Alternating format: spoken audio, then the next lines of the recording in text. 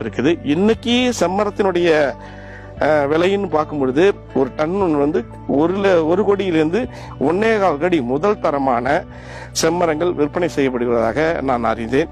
இதுபோல் இப்ப இருக்கிற இந்த பகுதியிலிருந்து இந்த வைரம் என்று சொல்லக்கூடிய அந்த பகுதி உருவாவதற்கு இனிதான் உருவாக வாய்ப்பு இருக்கிறது.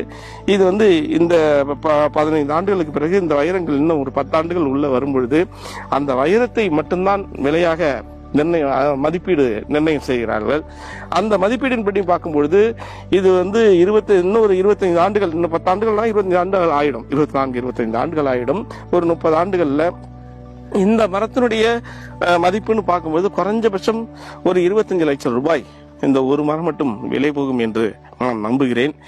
இதுபோல் இந்த நம்பிக்கையில் ஏராளமான விவசாயிகள் செம்மர கன்றுகள் நட்டு வருகிறார்கள், சந்தன மரங்கள் நட்டு வருகிறார்கள்.